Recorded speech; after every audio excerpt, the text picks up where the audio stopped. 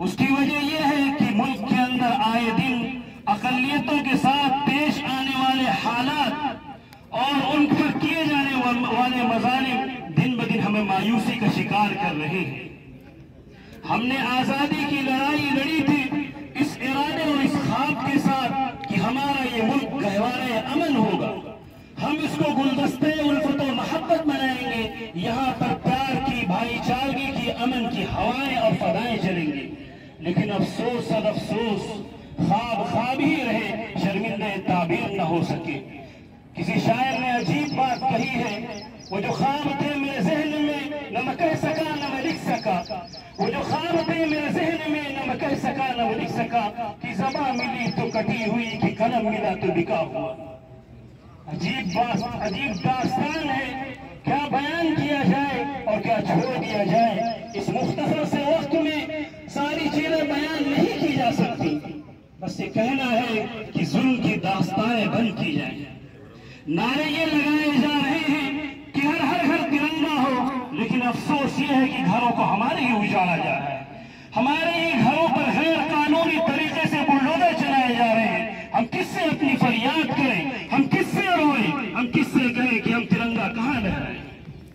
عزیز دوستو، داستان قربانی یہ بہت طویل ہے۔ جنگ آزادی اس کی داستان اتنی طویل ہے، اتنی طویل ہے کہ ہر صفحہ ہندوستانیوں بالخصوص اقلیت مسلمہ کے خون سے رنگین ہے۔ اس کو بیان کرنے کے لیے کافی ایام چاہیے، لیکن ہمیں مایوس نہیں ہونا ہے، ہمیں مایوس نہیں ہونا ہے۔ ہم اس مذہب اور شریعت کے ماننے والے ہیں کہ جس کے ماننے والوں کو یہ درس دیا گیا ہے کہ تمہیں مایوس نہیں ہونا ہے۔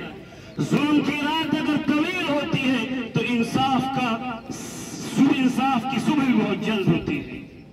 میں برادران وطن سے بھی کہنا چاہتا ہوں اس موقع سے کہ جس خواب کو دیکھ کر ہم نے آزادی کی لڑائی لڑی تھی اور جس کے اندر تقریباً 200 سال ایسے گزرے ہیں کہ صرف اور صرف مسلمان ہی اس جنگ آزادی میں شریک ہوئے، انگریزوں سے انہوں نے مقابلہ کیا، ان کے ہی خون سے ہولی کھیلی گئی، ان کے ہی خون کی ندیاں بہائی گئی۔ میں یہ بات کہتا ہوں کہ ظلم کی داستانیں بند کی جائیں۔ ظلم کے ساتھ ملک نہیں چل سکتا، کفر کے ساتھ ملک چل سکتا ہے۔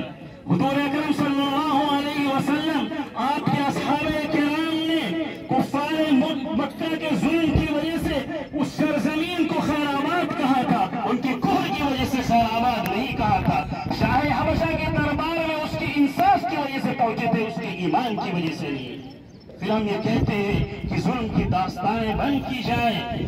ملک کے اندر بسنے والے ہر شہری کو، خواہ وہ اقلیتی طبقے سے تعلق رکھے، خواہ وہ اکثریتی طبقے سے تعلق رکھے، اس کو امان فراہم کی جائے، اس کے جان اور مال کے اعتبار سے اس کو تحفظ دیا جائے، اس کو اظہار خیال کی آزادی ہو، اس کو مذہبی آزادی ہو، اس کو رہنے کی آزادی ہو، اس کو پرسنل فیصلے لینے کی آزادی ہو، اس کو جہاں چاہے جانے کی آزادی ہو، اس کو آزاد ہو کر رہنے کھانے کی آزادی ہو۔ اگر ہم نے ملک چلانے میں اس مشن کو قائم رکھا، اس مشن کو باقی رکھا، ہمارے بڑوں نے جو خواب دیکھا تھا، اگر ہم نے اس خواب کو شرمندہ تعبیر کیا تو ہمارا یہ ملک چلتا رہے گا اور اسی طرح پھلتا اور پھولتا رہے گا جیسے جنگ آزادی کے بعد پھلا پھولا تھا۔ لیکن اگر بدقسمتی سے فرقہ پرست، متشدد ذہنیت، ظلم کرنے والے ملک کی اقلیتوں کے اوپر ظلم و ستم کے پہاڑ توڑیں گے، آزادی کے مشن اور مقصد کو بھسم کریں گے، اس کے جو عزائم ہیں اس کو ختم کریں گے، تو میرے دوستو یہ ملک چلنے والا نہیں ہے۔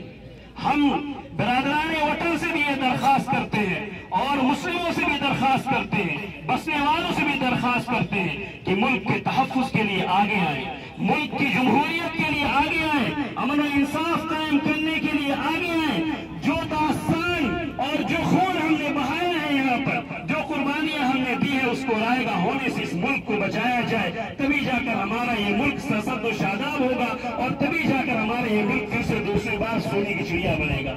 خداوند قدوس ہمارے اس ملک کی حفاظت فرمائے، شرریوں سے، سازشوں سے اور سازشیوں سے، دشمنوں سے، دشمنیوں سے، مکر سے اور مکاروں سے۔ وآخر دعوانا الحمدللہ رب العالمین۔